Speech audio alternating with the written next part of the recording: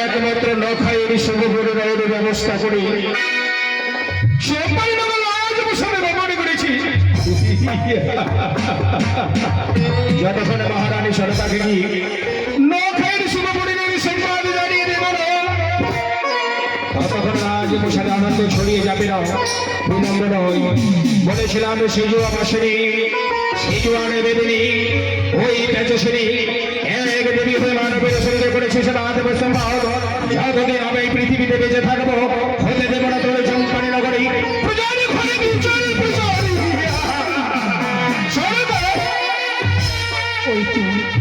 ওই তো আমার স্বামী কণ্ঠস্বর মমকরণে ভেসে আসে।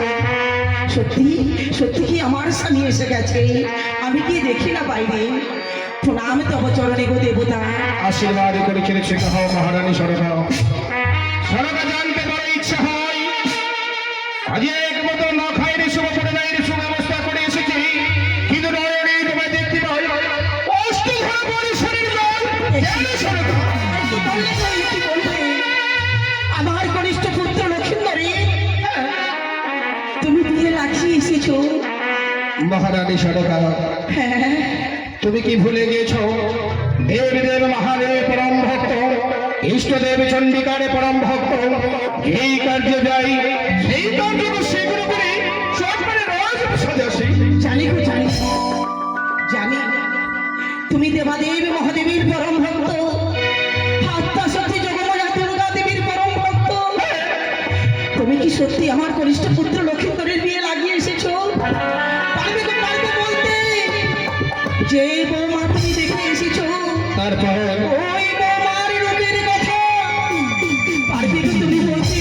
সরকার হ্যাঁ গো জানতে পারো তোমার ইচ্ছা হয় এই বধমাতার দর্শন করে নখাইয়ের জন্য বিবাহের আয়োজন করেছি সেই বৌমার যতক্ষণ রূপগুণের কথা তুমি তোমার কর্ণপরে শ্রবণ করে দেব না তোমার যে বিশ্বাস হয় না তাই না হ্যাঁ জিজ্ঞেস করে শোনা কিভাবে জানতে চাও বধমাতার রূপের কথা?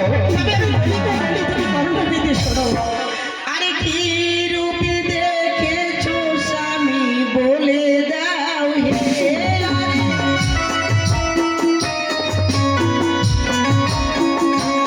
আরে কি রূপে দেখেছো স্বামী বলে দাও হে।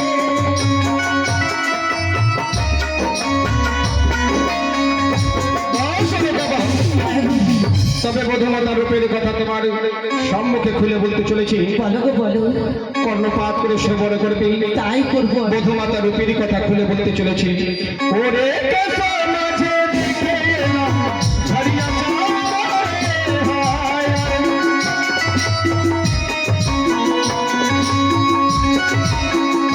ওরে কেশো মাঝে দেখে এলাম ঝরিয়া চাঁদরে হায়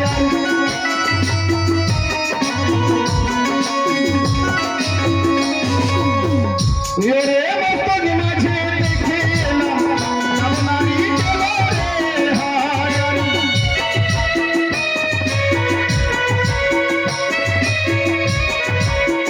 ওরে মস্তক মাঝে দেখে এলাম আপনারই চলরে হায়